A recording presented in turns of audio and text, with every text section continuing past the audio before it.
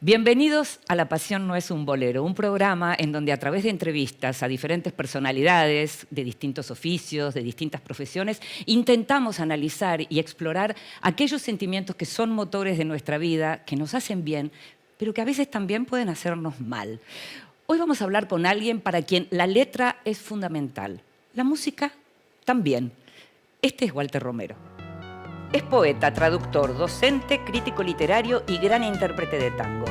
Walter Romero nació en Buenos Aires en 1967 y hace 25 años que forma parte de la Cátedra de Literatura Francesa de la UBA.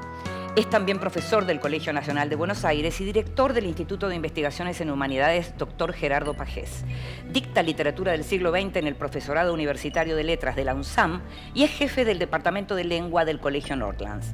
En cuanto a la actuación y la música, Romero comenzó en Cantaniño, trabajó con Pepito Cibrián y grabó 4 discos. El último de ellos es Bufo. Colabora regularmente con el suplemento Soy del diario Página 12. Como poeta, ha publicado Estriado y El niño en el espejo. Es autor de Panorama de la literatura francesa contemporánea y La poética teatral de Alain Badiou. Y su último libro es Formas de leer a Proust, que reúne las clases que dictó sobre la obra del gran autor francés en el Malva. Bueno, muchísimas gracias por estar acá en este programa. Pienso en la pasión y pienso en tus pasiones, que son muchas, pero todas tienen que ver también con la letra, con la palabra. Está la música, pero está siempre la palabra.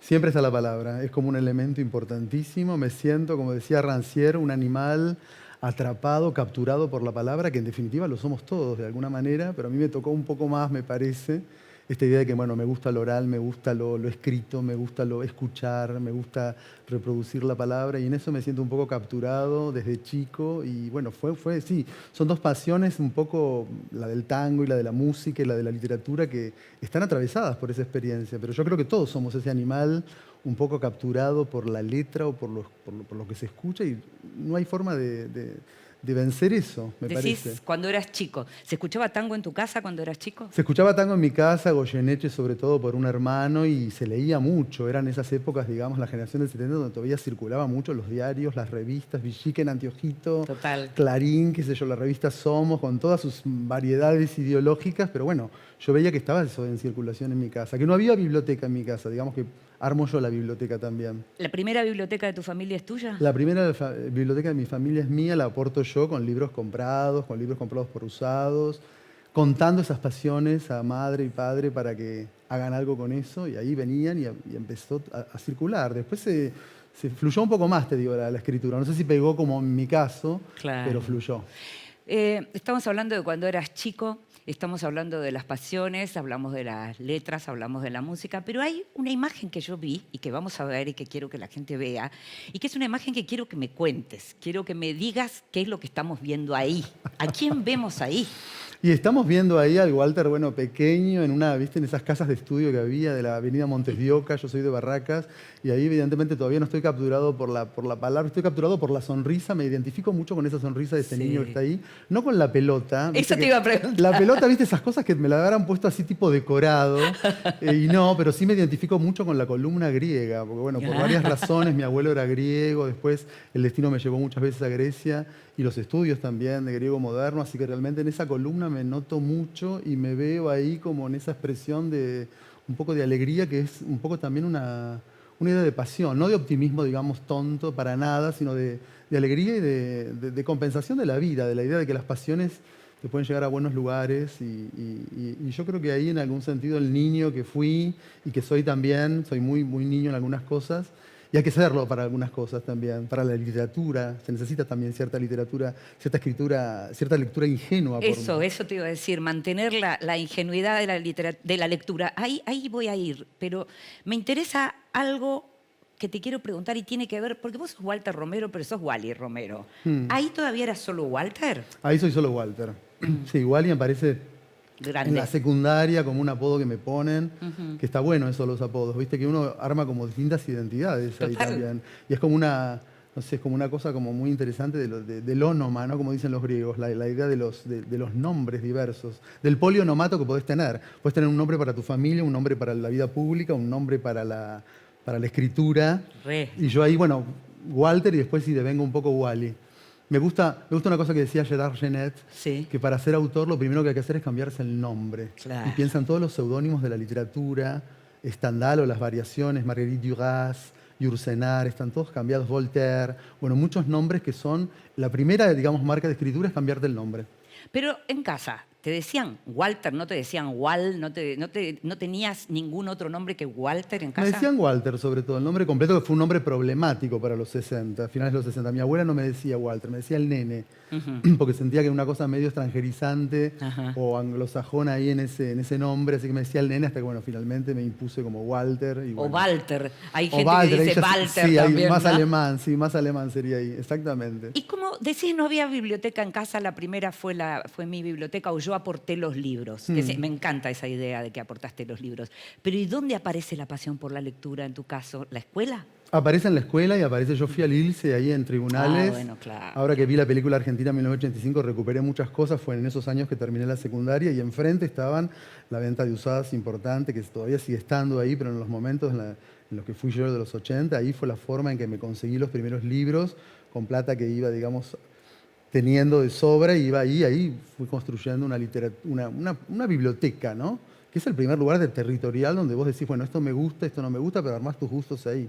Y después la biblioteca del colegio también me ayudó mucho, porque ahí empecé también con el francés, que al principio me fue mal, y después me mandaron a la Alianza a estudiar francés, y ahí empezó también otra de mis pasiones con las lenguas, que es otra motivación. Y vos dijiste, yo te voy a demostrar que puedo hablar francés, que lo puedo leer, y ¿sabés qué? Voy a ser uno de los mayores expertos en Marcel Proust.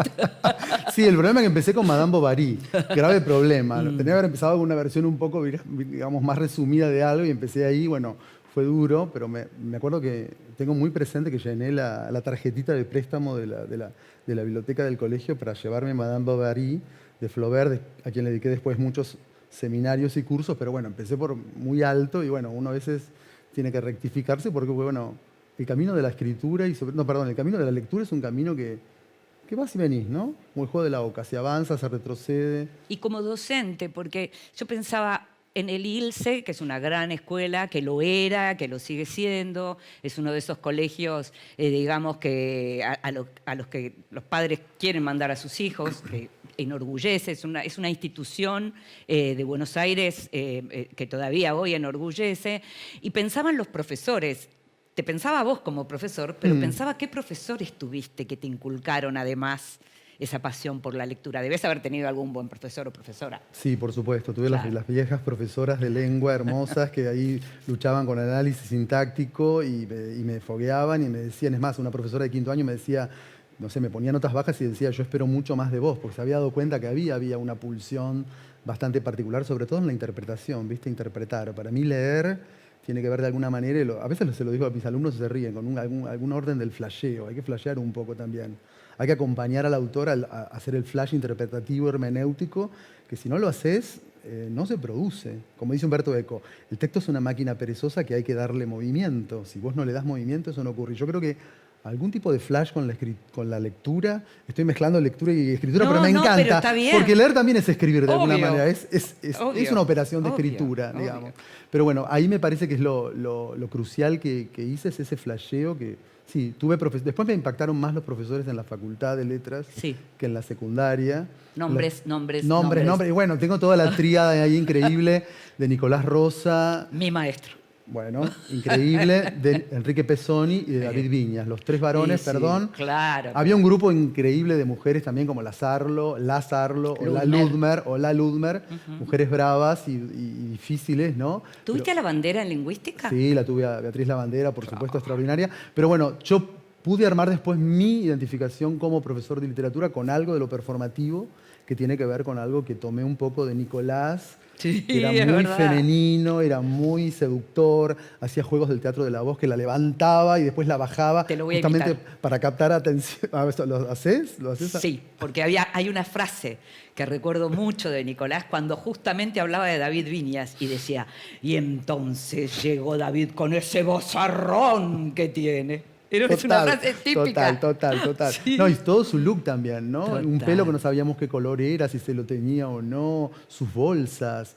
Digamos, ahí capturé un poco que también la clase es muy performativa, o por lo menos fue el único profesor en mi vida que yo seguí escuchando sus Era clases fascinante. después de haber dado la materia, ¿no? Sí, Y era después fascinante. Pesoni, los últimos años, antes de que se falleciera, para mí, bueno, también. Un profesor todo el tiempo bronceado, que prendía el cigarrillo y hablaba de todo. Era una fascinación que estaba capturado ahí de nuevo por el habla. Y Viñas, que era, no sé, la puja, la ira, el encono, el golpe sobre la mesa. Estás hablando de tipos De grandes además. maestros. Hablar de cualquier cosa y volver a la literatura, que eso me parecía fascinante de Viñas. Hablaba de lo real y lo metía en el aula con una magia increíble. Decías, pero no está hablando de la campaña del Ejército Grande de Sarmiento, del Facundo o de la excursión de los Indios Rangel. Está hablando del exilio de Gardel de Solanas, está hablando de lo que está pasando en la calle y sin embargo es la literatura. Entonces ahí, o sea, esas... Me apasiona lo que estás diciendo, porque me tiento yo, porque no, estás hablando de nombres tan importantes para los que, digamos, sentimos pasión por la literatura, porque pensar en Viñas es pensar en literatura argentina y realidad política. Pensar en Enrique Pesoni es pensar en uno de los grandes traductores, que Total, es otro tema muy otro. tuyo, digamos, También. ¿no? Pesoni tradujo Moby Dick, tradujo Lolita. Tremendo, totalmente. O Textos sea, claves, textos claves. Bueno, y Nicolás tradujo a Barthes. Sí, A Roland exactamente. Barthes. Sí, fragmentos de un discurso amoroso, si no me equivoco, por supuesto, y tradujo a Barthes. Sí, los últimos tomos de Barthes también los tradujo Nicolás. No, increíble, la verdad que me parece que ahí hay... No, y ese tipo de profesor también que intervenía en lo real, que traducía, que ahora, digamos, en nuestro mundo universitario se ha vuelto un poco todo más burocrático, más la lucha por el paper, y yo creo que soy un poco como animal en extinción de un último tipo de profesor que nos construimos de esta manera, dando clases en secundaria, en la universidad, en la divulgación de los textos, en la escritura, en la traducción, en la intervención en la prensa, formas que tuvimos en participaciones editoriales, bueno, toda una panoplia de cosas que en definitiva sí fluyen a la letra, digamos, la fascinación por la letra, pero también como una forma de trabajo y de demostrar esa pulsión, ¿no? ¿Y cuándo llega el tango para vos? ¿Llega al mismo tiempo que la literatura? ¿Se escuchaba tango en tu casa? Me dijiste que sí. Sí. ¿Cuándo empezaste? ¿Cantabas en la ducha? ¿Cómo era? No cantaba tangos en la ducha, pero tenía la afición del canto desde siempre. De hecho, estuve en Cantaniño, vos sabés, estuve en Cantaniño, ese coro infantil ahí, o sea que esa afición la tenía siempre. Pero bueno, en mi casa había una cosa muy preponderante de que había que estudiar algo y que había que hacerlo. Entonces, bueno, Por suerte. Por suerte, sí, exactamente, por suerte, lo canalicé bien. Pero no, el tango viene, el canto es anterior, es como en la literatura. El canto me parece que es anterior a la Sí. letra. Y después, bueno, ocurrió unos cursos que hice con Susana Rinaldi en AADI, unos masterclass que me gustaron mucho. Ella me dijo que se podía hacer eso con mi sensibilidad, desde mi lugar de disidencia sexual se podía cantar tango, en una época donde no era tan fácil. ¿Año? Y estoy hablando mi primer show profesional lo di en 1999, así que estoy hablando de finales de los 90, y ahí todo lo que se habla hoy de tango queer o todo eso no existía para nada. Así que bueno, toda mi indumentaria tanguera, al principio me camuflo como de tanguero tradicional de negro y después voy abriendo. Eso vamos a verlo en un A ratito, zonas. pero eso lo vamos a ver en un ratito, porque estás hablando de algo que me parece interesante que tiene que ver con tu vida. Estás hablando de la disidencia, estás hablando de lo queer, estamos hablando de lo que significó los 80 y los 90. Y vos viviste unos cambios muy radicales de la expresividad de las pasiones Absolutamente. para las personas, digamos, de una condición disidente. Sí, vengo de una infancia de los 70, que son infancias muy soterradas, donde tenías que camuflarte o hacerte como, no sé, ahora los niños son sirenas y niñas mariposas y eso me parece maravilloso y no era nuestra realidad, digamos. Ahí era la realidad cercana al bullying, cercana al chiste permanente. Claro. El mundo del tango también es un mundo muy tanguero. Muy machista. Muy machista. A pesar de yo, la bohemia tanguera, no tengo ningún problema, pero escuchás el chiste, el rumor, la cosa así que circula. Y ahora, gracias a Dios, la realidad es otra, pero esas mutaciones que hemos vivido han sido lentas, te diría yo, muy lentas. Del 99 para acá hay lentas y ahora me siento con mucha felicidad de que hay muchos chicos cantores, cantantes de tango nuevos que dicen, bueno, que me ven ahí como, bueno, vos no abrí una línea, pero bueno, Sí, te animaste. me animé, había otra gente también. Estuvo, Sí. me acuerdo siempre que alguien del Grupo Caviar, ¿te acordás de Jean-François Sí, Casanova del Grupo claro. Caviar? De Claro. Marito Filgueiras, que cantó tango ahí con pollera por primera vez, acompañado con Facundo Ramírez, el hijo de Ariel. Sí. Y yo me acuerdo que, bueno, eso fue para mí como una cosa, bueno, esto se puede hacer, yo puedo también hacer Escúchame, esto. Caetano Veloso cantaba con pollera. Con pollera, hermoso. Muy hermoso. No era tango, hacía otra cosa, pero había Pero que no, ponerse una pollera. Exactamente. ¿No? Bueno, ahí yo vivo esas mutaciones y soy un poco una generación así como que agarra todo ese momento de la crisis del 2001, que fue una explosión, porque volvimos mucho a lo criollo, a lo nuestro, y ahí me sirvió como lanzamiento. Yo me lanzo en el 99, en el 2002, 2003 ya estoy cantando en el Club del Vino, en el Café Homero, lugares ya lamentablemente desaparecidos, pero viste que eran lugares que fueron muy importantes para el tango Sí, en sí, su momento. sí. Ahora, hablabas de los chicos que cantan el tango y pensaba en los chicos que son tus alumnos, ¿no? Y que de pronto hoy ya no viven de la misma manera que tenías que vivir vos. Esa cosa que decías, usabas la palabra soterrado, que es una Sí. palabra fuerte. Hay otra libertad para la expresividad en general. En general, para todo. Y también para mí ahora, me siento que yo, esto que estamos hablando y que me estás haciendo evocar con tanto placer de el tango y la literatura, que son, por momentos no lo viví como algo muy relacionado, no me daba cuenta que el tango es la palabra también y que la literatura tiene una música también y que son dos artes. Se me costó un poco, mucho eso. Digamos, tuve una vida como de profesor a la mañana y a la noche Un bel de del jour. tango, un bel de jour, exactamente. Hasta tengo una alumna que hizo un cuento sobre el profesor de literatura canta tango porque escucha un día un rumor diciendo, este tipo que está hablando acá en la academia, hablando de Foucault, no puede ser el mismo que cante tango. Sí, era el mismo yo que estaba ahí. O María Moreno, que me ayuda mucho, por ejemplo. Sí, claro. Y me dice que esas cosas no eran híbridas, que yo no era un híbrido, sino que estaban las dos entrelazadas, y María me ayudó mucho a pensar eso, a pensarme a mí y ver que ahí no habían dos mundos disociados, a pesar de que en momentos te digo que me acuerdo una vez que, no sé, trabajaba durante el día dando clases y a la noche tuve que reemplazar a un cantor en una tanguería y terminamos 2, 3 de la mañana y el otro día a las 8 tenía que dar el Martín Fierro. O sea, ahí las pasiones, viste, son hermosas, pero no me daban los tiempos de la tanguería que terminaba a las 2 de la mañana porque hacía 3 entradas y a las 8 ya estaba dando el Martín Fierro. Bueno, dije, esto se podrá sostener. Y después la vida va encontrando, es como el agua, ¿no? Va encontrando un fluido y yo siento ahora, de 10 años a esta parte, que encontré. Porque es como si hubieras armado tu propio camino en algún punto, ¿no? Sí. Y pensaba en lo de la interpretación. Sos intérprete de tango, pero también haces una actuación. Sí. Los profesores también actúan. Y estabas hablando de Nicolás Rosa, de David Viñas, ¿no? Que armaban su personaje, digamos. Totalmente. Y hablas de la interpretación de la literatura. Sí. Y hablaste de Humberto Eco. Y yo pensaba que otra de las imágenes de Eco que a mí me gusta es cuando habla de la enciclopedia, en el sentido de que no hay nadie con la misma enciclopedia. Vos tenés una enciclopedia que te fuiste armando, que te hace leer de una manera que no será la misma que la mía. Exacto. Y eso me encanta. Yo lo pienso, yo te cambio la palabra enciclopedia por biblioteca. Es lo mismo. Que me encanta. Claro. Yo canto con mi biblioteca atrás. Claro. Esto una vez un músico muy querido me dijo, bueno, me encanta porque vos todo lo que cantás lo sentís y lo sabés lo que estás diciendo, ¿no? Y además está la biblioteca atrás, o sea, si hay un recurso literario, no porque uno cante mejor por saber eso, pero evidentemente alguien que trae ese background es como otra cosa, ¿no? Y me pasa también en el mundo de la clase, como vos dijiste, que para mí es un género performativo sí o sí.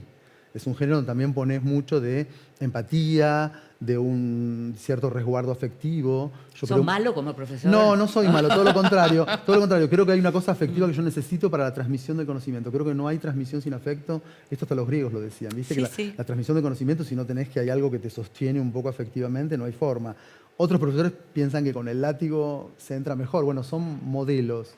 El mío nunca fue así y yo creo que ahí hay una cosa performativa y además tengo esas dotes que, bueno, fui capturando de intérprete, de actor que canta o de cantante que ¿Pero actúa. qué no les perdonás a un alumno o a una alumna? Bueno, tengo mucha cosa, la inmanencia, el texto, no le perdono un poco que no conozca lea. que no lea, exacto, Claro. que no conozca el texto y aparte, bueno, hay muchas imposturas en el mundo de las letras, está toda esa gran burbuja en la cual trabajo yo, que es PUAN, la Facultad de Filosofía y Letras, que armó toda una mística ahí muy interesante y a veces la mística nos hace leer más bibliografía crítica que el texto en sí. Y yo me enojo mucho cuando a veces digo, bueno, a veces el texto no está lo suficientemente leído. Ah, qué interesante eso. Y está que más decís, leído toda la ¿eh? bibliografía Es verdad. crítica. Y entonces, bueno, es necesaria la bibliografía crítica. Pero volvamos a Proust. Exactamente, volvamos a Proust, volvamos a la fuente, vamos a la fuente. Claro, y eso que decías antes que es hay que leer y hay que interpretar. Me interesa muchísimo lo que decís, porque es como que en determinadas épocas la idea de la interpretación digamos, estaba como completamente, no se la valoraba lo suficientemente, porque es cierto que uno tiene que leer y uno lee desde un lugar. Sí, totalmente. Pero aparte teníamos una cosa muy conductista, que a veces teníamos que repetir lo que el manual decía, las interpretaciones.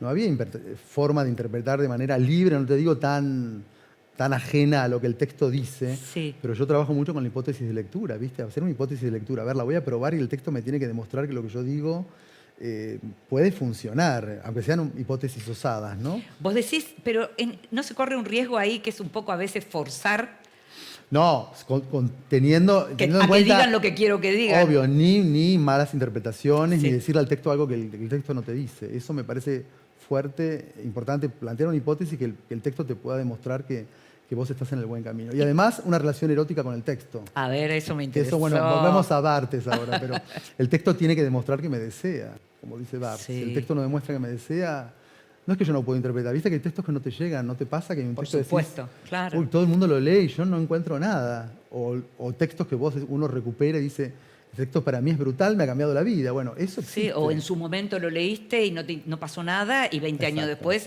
es clave. Exacto, las temporalidades, lo de Proust, es muy proustiano eso que decís, pero es verdad. No, y aparte esta idea de no perder nunca, creo yo, lo que te dije, no puedo ser más un lector ingenuo, pero leo como una primera vez y leo como si me sorprendiera eso, ¿no? Hay que leer como si fuera la primera vez que lees. Después pones toda la batería tuya, pero al principio tiene que ser un momento, una lectura así como muy espontánea, muy despojada. Que es ¿Cómo te difícil. desprendés? Claro, ¿y cómo te desprendés de todo? Leo y me dejo llevar por la impresión. Creo que lo sensorial es muy importante. Y después le meto toda la batería, cuando veo que el texto me desea. Pero vos creciste y te formaste justamente en una época en la que el impresionismo a la hora de la lectura estaba infravalorado, estaba despreciado. Absolutamente. Pero yo creo que hay que volver porque, bueno, también estábamos muy atiborrados de un montón de cosas, y más la gente de letras, o la gente de Puan, que, bueno, tenemos como una enciclopedia muy cargada. Y yo, mis años de carrera de letras, los amé, los amo y los resguardo. Pero querés la emoción a la hora de leer. Quiero la emoción, yo resguardo mucho esa emoción, pero bueno, también la biblioteca está muy cargada. Hasta a veces hacemos chistes con la gente de letras de mi época y decimos, nosotros ya leímos todo. Y Es horrible, es medio soberbio, medio de Puan, como los alumnos de Puan de ahora, pero de alguna manera sí, lo hemos leído todo, o no leímos todo, pero leímos lo suficiente como para tener muchas herramientas para que cualquier texto te llegue. Y para mí lo más apasionante de todo es que los textos son como un universo, es como la fauna del fondo del mar, digamos. Puede haber de todo ahí. Hay cosas, y hay especies que no conocemos. Entonces la literatura es un mar para sumergirse y ver, uy, esta especie no la conocía. Y no pasa por novela o cuento o no fiction, pasa por, uy, esta especie es nueva, viene de este autor, me lo trae, es una fauna nueva. Y ahí ya estás en el mar de nuevo y encontrás algo. Y eso, para mí, esa fascinación del descubrimiento es única. ahora con el tango, la letra del tango, que es la letra que interpretás, que es la letra en donde pones el foco en una palabra, en donde pones el acento a la hora de interpretar la palabra, pero también esos textos los lees como lees el resto de la literatura. Sí, en principio cuando los voy a elegir, no, los elijo por la música, y es una cosa distinta, los elijo un poco por la música, Ajá. por si me caben a mi voz, y después y también la letra, pero la letra te diría que no sé, en tercer lugar, pero la letra ahí, bueno, ahí aparecen todos mis shades de profesor están un poco aplicados a eso para remarcar, para reforzar una frase, una palabra que para mí es clave, un comienzo, la forma de atacar un tango, la forma de cerrarlo. Tengo formas como muy particulares y en algún sentido me siento como medio atípico dentro del mundo de los cantores de tango. Soy un cantor, soy un intérprete, no me siento tan cantante, pero estoy ahí como metido en que soy un poco atípico y eso me gusta. Mencionabas a Goyeneche, Sí. pero a vos, ¿quiénes te gustan?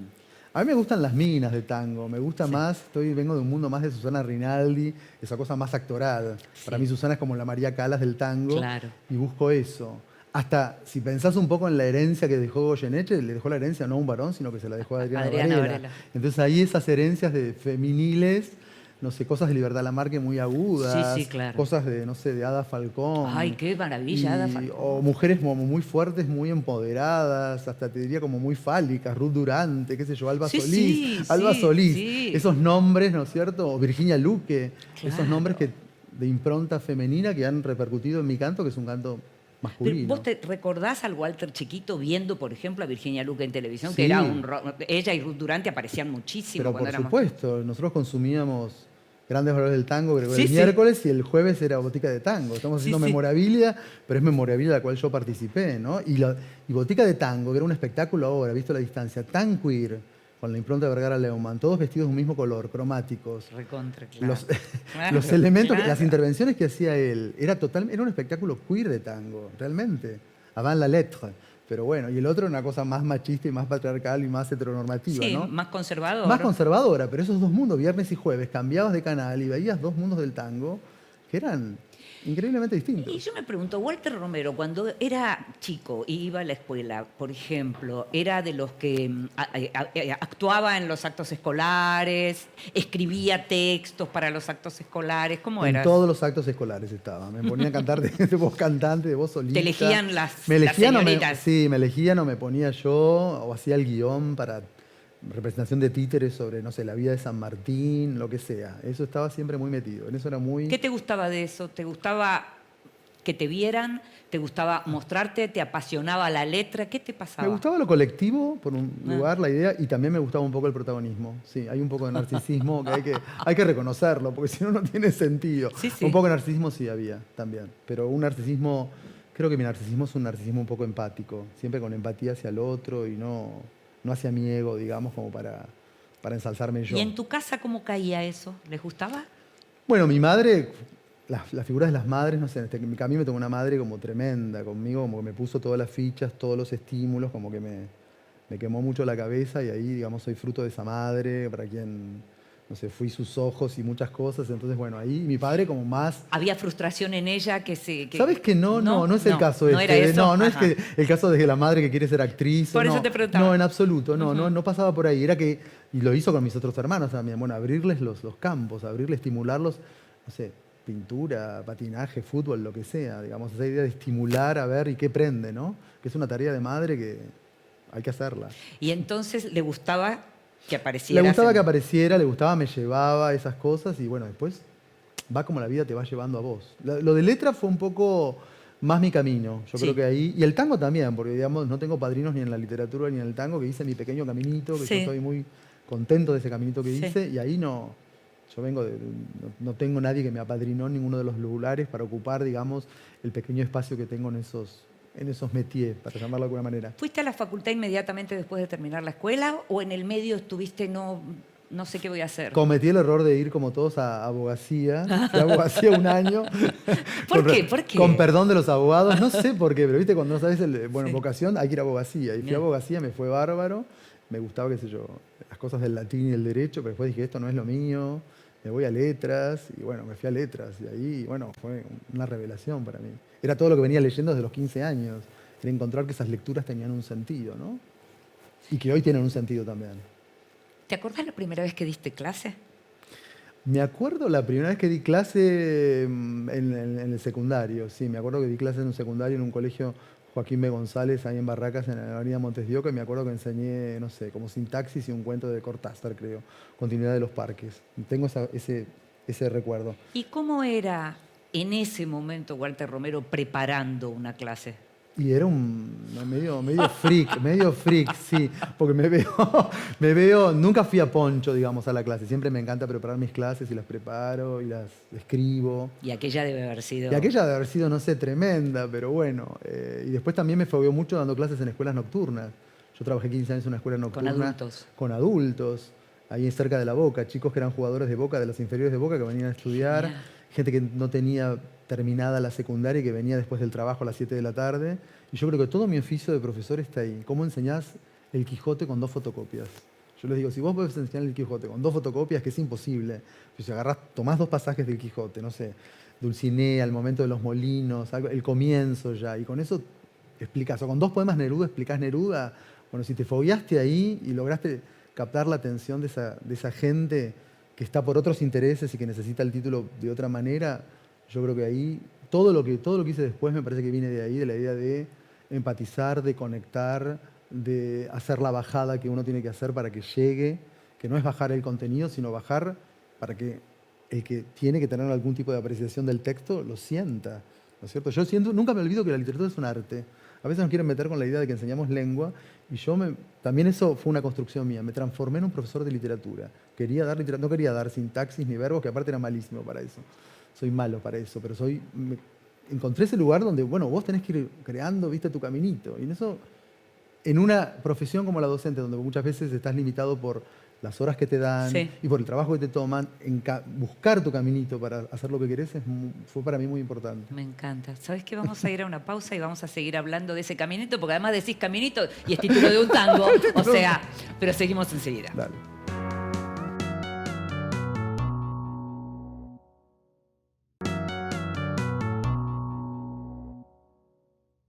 Y seguimos en La Pasión no es un bolero y estamos hablando con Walter Wally Romero, con un profesor, con un escritor también, con un cantante de tango, con todas esas pasiones que nos estás contando. Y hablábamos de cuando diste tu primera clase y cuándo fue la primera vez que cantaste y ante qué auditorio. La primera vez lo hice... Ya el tango hablo, ¿no? Ya profesionalmente. Profesionalmente. A la vuelta de donde está el Tazo, que es un lugar muy conocido de tango, Torcuato Tazo, ahí sobre Defensa y Brasil, a la vuelta había un local que se llamaba Sanssouci. Y yo paraba en el bar de enfrente, en Hipopótamos, con mis amigos de toda la vida, y me consiguieron una fecha ahí enfrente, en Sanssouci, que es un lugar, una casa como un petit hotel. Hice un pequeño show con una guitarra, con Jorge Nimo, un guitarrista de Avellaneda que me había encontrado, y ahí presenté. Y después a los 2 años estaba La Vuelta, que era el Tazo, que para mí era tocar el cielo con las manos por la gente que había cantado ahí. Hice como el caminito ahí de dar la vuelta, no sé, como la esquina, digamos, porque estaba Sí, sí. a la vuelta. Y ahí fue la primera vez que, como te dije, 1999, Sí. si no me equivoco, Sí. cobré una entrada de tango para que la gente viniera. Al principio vinieron, por supuesto, mamá, los familiares, Los amigos, y después, bueno, creo que en 2 años hice esa operación que también es tan difícil de hacer, que es la operación de crear un público o de crearte una audiencia chiquitita, que es lo que hacemos los artistas independientes o autogestivos, crear un Que te público siguen. que te siguen, o gente que le interesa, o gente que Porque también la pasión me parece que no es solo lo que vos hacés, sino todo lo que vos dijiste antes, la biblioteca que yo traigo, o si les gusto yo, si les interesan mis mundos variados, también la gente se engancha con eso y consume eso. Me viene a ver porque sabe que es el cantante, pero también, es el profesor ¿Y tus alumnos van a verte? van a verme también mis alumnos. ¿Y los exalumnos? También muchísimo. Y a veces, bueno, tengo el juego de esas 2 aguas porque, bueno, en la academia me dicen, vos sos el que canta tango. Claro. Y en el mundo del tango me dicen, vos sos el que da clases. Y nunca estoy en un agua segura, pero son mis aguas, digamos. Me encanta estar ahí en esa cosa. Es como, viste, cuando el río se junta con la mar y está ese momento medio indeciso, pero en definitiva es el mismo líquido. Y bueno, es eso, lo que me tocó. Fuiste aprendiendo, digamos, a llevarla. Estábamos hablando de que te presentaste y te quería preguntar, aquella primera vez, ¿cómo te presentaste? ¿Cómo estás ahora? ¿En qué ropa pensaste? Y como te dije, como había que disimular, entre comillas, Sí. mi sensibilidad gay o mi Sí. sensibilidad disidente, yo en principio me camuflé como de cantante tradicional de tangos, Claro. que fue apenas abría la voz o la operación de repertorio, los tipos de tango que yo elegía, o muy cursis, o muy Manuel Puig, o muy con sus ribetes muy rococós, o para voces muy pequeñitas, aparte que mi voz es bastante importante y es medio vozarrona. Bueno, todos esos descubrimientos que vas haciendo, ahí la gente se da cuenta que, bueno, el traje a veces, el hábito no hacía al monje. Pero eso fue un proceso de camuflaje, como el tango, como el nombre de un tango, que tuve que hacer para poder meterme en el mundo del tango. Y esa es una operación de la cual no me arrepiento. Pero bueno, viste que el uniforme del tango es vestirse de negro, Sí. que como alisa un poco todo, pero bueno, después poco a poco fui metiendo, qué sé yo, gemelos, detallecitos, pañuelitos, cosas, zapatitos, cosas que fueron dándole una cosa más queer que poco a poco avanzó. Y tenemos una foto A muy ver. hermosa, que es una foto muy, muy linda y que quiero que justamente me ayudes a desentrañar cómo llegaste a Ahí este está. Walter Romero en escena, Sí. con los tules, con el maquillaje. Mira, esta foto es muy reciente, es del espectáculo que vengo haciendo con Sandra Márquez, Eva canta Gardel, donde cruzamos a Eva y a Gardel, si se encontraron o no en esa posibilidad utópica o contrafáctica de que ellos fueron contemporáneos, pero no sabemos si se cruzaron. Y ahí estoy, sí, maquillado en un momento del espectáculo, donde me transformo de Carlos Gardel a Eva Perón o a Eva Duarte, y entonces, bueno, asumo ese tul, esos 7 metros de tul, que identifican a Eva, y ahí estoy en un momento de reposo de la escena, y me veo y me siento muy identificado. Estoy como un poco en el aire ahí con esos tules. El tul es viste que es un entramado más que un género.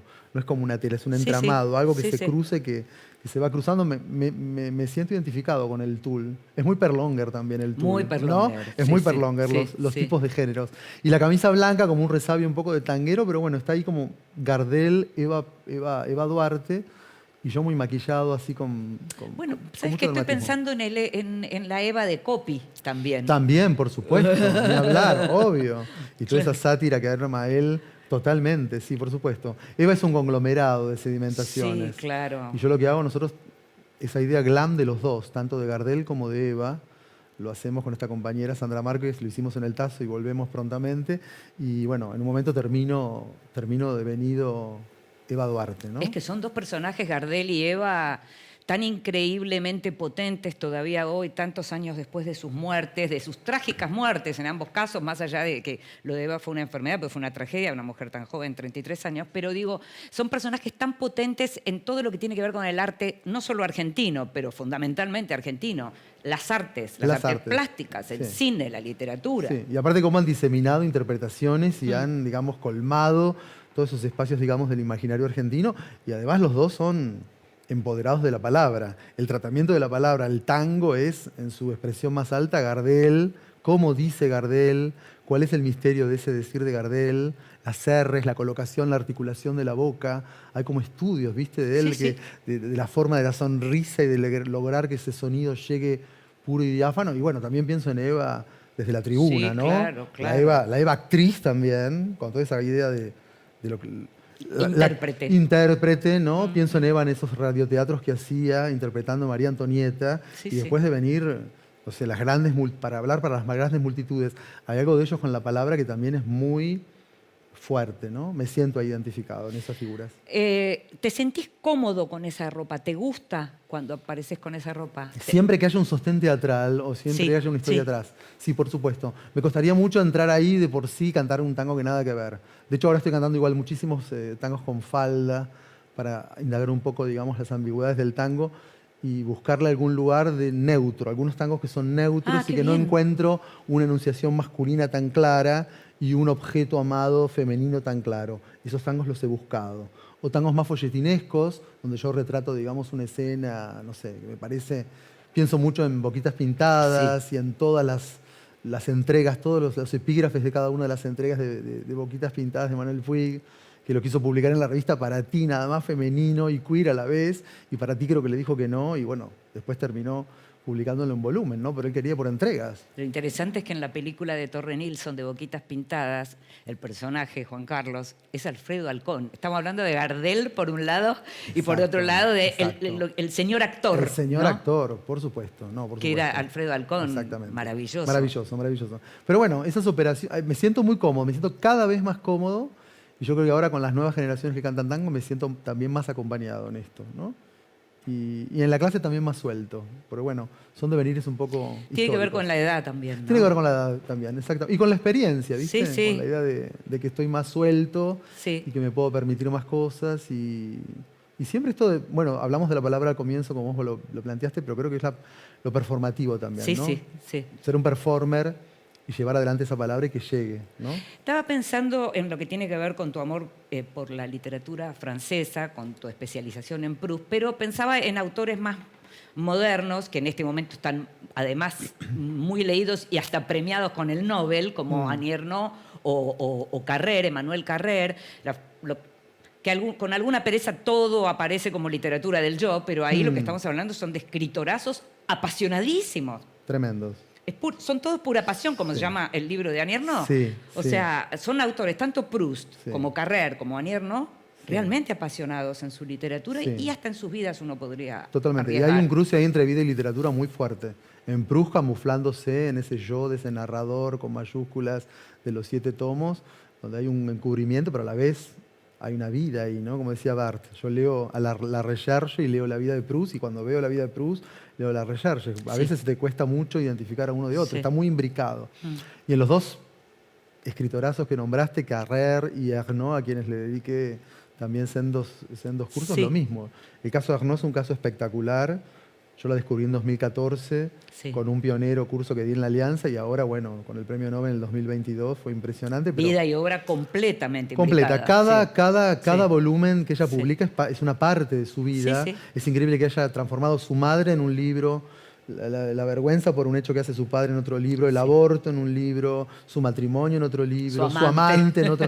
Digamos, y es una suerte como de vida compendiada en distintos tomos que es sorprendente. La idea de un programa de escritura como el de Anier, ¿no? Es increíble. Eso Ahora, de programa y proyecto es interesante porque lo que aparece también en un momento en donde el yo, con el tema de las redes sociales, en este momento aparece, digamos, tan exultante, todo el mundo tiene algo para contar, por supuesto. Sí. Ahora, no todos pueden hacerlo de la misma manera. no todos, no todavía es tan interesante como estas. Y ellas siempre están, bueno, en el caso de Arnaud, ella no quiere ser nunca literatura, no quiere ser nunca literatura burguesa, no quiere ser nunca un narcisismo de ese yo por el yo de mostrarse. Y ahora lo que hay es mucho ese yo que se muestra, por el solo hecho de mostrarse. ¿Qué Ella te dice, pasa con esa literatura? la leo también porque me interesa, tengo algo como curioso, algo ahí Sí. del cotilleo de que quiero enterarme de la vida del otro. Después me doy cuenta que no va más allá, Sí, en sí. algún sentido. En el caso de Annie Ernaux, ella quiere incrustar ese yo en lo colectivo. Exacto. Yo soy un ejemplo yo estoy incrustada en un colectivo, Sí. en una nación francesa, en un tipo de familia. Yo vengo de un origen obrero. La Entonces guerra, ahí, intervino en mi familia. la guerra intervino en mi familia, un montón de. Entonces eso cambia ese yo. Y en el caso de Carrer, bueno, operaciones increíbles que ha hecho él de desnudarse también en yoga. Bueno, la última novela, Con claro. la última novela Yoga, y ahí también los límites de la ficción, si realmente lo que nos cuentan, de nuevo el pacto autobiográfico, lo que nos cuentan de las vidas, ¿es verdad? ¿O tenemos que tomarlo como verdad? ¿O la ficción, uno puede permitir que uno ficcionalizando su propio yo, su propia vida, se permita ciertos deslices que los lectores asumen o compran como un efecto literario, como un efecto otro? Nadie va a ir a pedirle verdades. Si uno va a pedir verdades ahí, me parece que va un poco errado. Uno también cuenta el relato. Lo que estoy contando hoy, que me preguntas de mi vida, bueno, también uno compra no solo lo que está diciendo, sino la forma del relato en que eso se narra. Ahora, yo me lo venía preguntando estos días a propósito justamente de esta clase de literatura, de Carrère, Nausgard, Annie Ernaux, Philip Sands, autores que a mí me interesan particularmente mucho, que son buenísimos, pero pensaba en lo que aparece como la cierta traición familiar, ¿no? Y que aparece mucho eso. ¿Cómo hacer para contar lo que es mi vida, pero es la vida del otro también? Sí. ¿No? Bueno, en ese caso, para mí el caso de Arnaud es un caso emblemático porque ella no pasa la barrera de hablar de lo familiar, ni de sus hijos, ni de su marido, pone iniciales, hay un decoro que impresiona. El tratamiento del amante, ella tranquilamente podría haber dado, pero es el amante, ¿no? ¿Cómo le pone una inicial a ese amante? Como digamos? Victorio Campo. Exactamente, como Victorio Campo, exactamente. En otros no, me parece que hay un tratamiento un poco más, más abusivo del otro. No hay Sí, tanto está bien respeto esa del palabra. otro. No hay tanto respeto del otro. A veces como que tu yo avanza y come también fagocita el entorno. El caso de Arnaud me parece un caso a mí excepcional del decoro, con que ella cuida, digamos, a los otros. Y ahí también hay algo de ese yo. Ese yo no es un yo narciso, es un yo muy cuidado, un yo que está instalado en lo colectivo y aprovecha de eso. Yo creo que lo que aprovecha de ella es sobre todo su propia vida. Hay un saqueo de su propia vida. Si vos pensás que todos sus libros están parten de actos Sí, de su sí. vida, hay Sí. un saqueo de su vida, como si ahí fuera la cantera de todo lo que hay que contar, que es muy sorprendente, ¿no? Estamos hablando de pasiones y lo que tiene que ver con la literatura, con tu pasión por la literatura francesa. Yo esto ya te lo pregunté, pero me interesa que quien nos está viendo sepa que, por ejemplo, hay 7 tomos de Marcel Proust que vale la pena leer, aunque sea subir el Everest, porque es realmente trepar a ese Everest. ¿Por qué? Yo creo que bueno, porque es una idea de trance, ya lo dije, para mí es una idea muy de la alucinación verbal. A veces parece que Proust no sé de qué está hablando, a veces no sabes de qué está hablando, pero estás imbuido en esa idea de la palabra.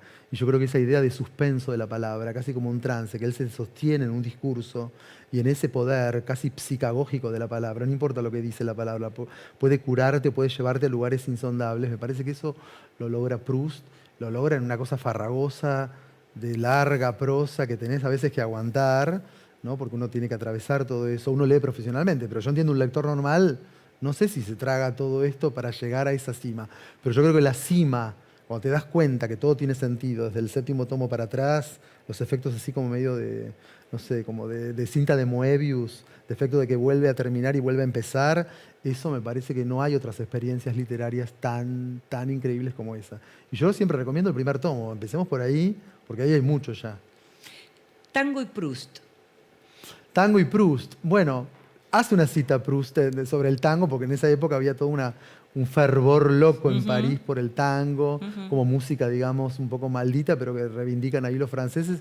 Y como nosotros somos muy snobs, cuando vuelve el tango desde París, lo asumimos un poco más. Claro, ahí nos interesa. Sí, ahí nos interesa. Pero tango y Proust, y bueno, te diría, no sé, el tango, la segunda patria del tango es París. Así que ahí hay una relación que también estoy yo ahí conectado mucho. Ahí también de nuevo el tango se me religa con París como segunda capital del tango y cuando canto en París para mí también fue un momento muy... Canté varias veces en París y ese lugar también fue ¿Y muy... elegís algo en especial cuando vas allá? ¿Tenés un repertorio especial? Llevo Madame Yvonne, llevo Grisetta, exactamente. Qué llevo bueno eso. Margarita Gautier, llevo Manon, llevo textos de cómo el efecto parisino pegó acá y cómo nosotros le devolvimos a ellos hasta la literatura, qué sé yo. Claro. En Grisetta prácticamente se nombran a todos los personajes del romanticismo y de la bohème. Claro, ¿No es claro. cierto? Entonces ahí hay todo un efecto de cómo la apropiación, el tango se apropia del mito romántico de la mujer lánguida o tísica o que muere o la que muere por amor o la que murió en París, por ejemplo. Y yo creo que ahí también, ahí te das cuenta que ahí me siento, bueno, que el tango y la literatura, que estas dos pasiones, bueno, encontraron también ahí. Ahora, escribiste poemas. Sí. ¿Letras de tango escribiste? No, no escribí, tengo una deuda ahí, pero bueno, no sé por qué. Sí, poemas escribí, pero no tango. Me parece que la cosa cantable que se logre, que un texto pueda cantarse, tiene como otra dimensión que no sé si... La tengo que indagar todavía. Pero por eso nunca lo intentaste. Lo hice, pero no me sentí a la altura, no sé por qué. Pero bueno, yo creo que es una cuestión de... Ahora estoy escribiendo mucho más crítica y también estoy volviendo un poco a la escritura de poesía, así que posiblemente, ¿quién te dice? Haya un tango de Wally Romero pronto. ¿Como crítico escribiste sobre tango o no? Escribí, sí, unas conferencias que di, que para mí es lo más lindo que hice con ¿En el serio? tango, que fueron conferencias sobre Homero Mansi, sobre Carlos Gardel, y ahí esas conferencias fueron desgrabadas. 8 claves poéticas para la obra de Mansi, es un libro que se editó. ¿Y dónde dictaste esas conferencias? Las dicté en el Ateneo Popular de La Boca y en el Lumitón, que fue el lugar donde se filmaron las películas con los guiones de Homero Mansi. Qué belleza. Y lo que eso. hacía yo era una conferencia performática, donde hablaba de Mansi y después cantaba los tangos. Ah, qué maravilla. O lo hice con Gardel. Hablaba de Gardel y cantaba los tangos de Gardel, lo hice con Julián Centella. Fue para mí lo más lindo, didáctico y performativo que hice, digamos, en mi carrera. Bueno, pero además tus caminos ahí se unieron. Ahí se unieron. Sí, te juro realmente que ahí sentí como que, bueno, puedo hablar de esto como un profesor de literatura y después te lo voy a ilustrar y lo canto. Está muy bueno eso. Está muy bueno eso. Con las mujeres no. Con las mujeres Con las mujeres no me metí con las mujeres cantantes ni tampoco. Ahí me veo no sé por qué, pero bueno, pero ya te dije, mi imaginario para cantar tiene que ver con mujeres y también leo mucho mujeres. No solo francesas. No solo francesas, pero bueno, sobre todo francesa, por una cuestión profesional. Tengo ganas de dar pronto un programa de literatura francesa solo de mujeres. Sí, desde los Laits de Marie de France, Madame de Lafayette, Madame de Sévigné, avanzar ahí. Georges Sand, Colette, Simone de Beauvoir, Duras, Yourcenar, Annie Ernaux. ¿Te gusta? Me encanta. Me parece un programón. Hay que hacerlo. Y te veo además también de pronto recitando fragmentos de algunos de esos textos. También, lo he hecho. Bueno, en este espectáculo de Eva Canta Gardel lo hago. Y bueno, también eso, la palabra y les digo a mis jóvenes alumnos de letras que también manejar un idioma de forma original es clave para poder disfrutar mucho más. No es lo mismo en una traducción. Te cambió completamente la lectura, Te cambia ¿no? Completamente la Claro. lectura. No se puede leer en traducción los textos originales. Uno lee si no tiene posibilidad en algunas lenguas, pero el placer de la lengua original, aun con las dificultades que puede traernos a nosotros que no somos nativos, igual es infinito. Te hago la última pregunta. ¿Y no te imaginás cantando chanson francés? Vos sabés que me lo preguntan y no lo hice nunca, pero yo creo que me estoy reservando algunas cosas porque quiero como, digamos, entrar directamente en esa cosa de chansonnier, que me encanta la figura de chansonnier. Sí, Tipo Maurice, te veo, ¿me como ves? Maurice Tipo Chevalier, Maurice Chevalier, claro. me veo en la figura de chansonnier y yo creo que de alguna manera lo he hecho, digamos, con los tangos, Claro. por mi forma de interpretación, pero Claro. me está esperando eso. Adaptaste. Adapté, exactamente, esas figuras de intérprete y de cantor de tango a mi sensibilidad, que es mi azar. Como decía Francis Bacon, cada uno tiene un azar. Bueno, mi azar es este. Gracias, Walter o Wally. ¿Cómo te llamo? Wally. Gracias, Wally. Gracias, Inde. Gracias a ustedes. Nos estamos viendo en el próximo La Pasión no es un bolero.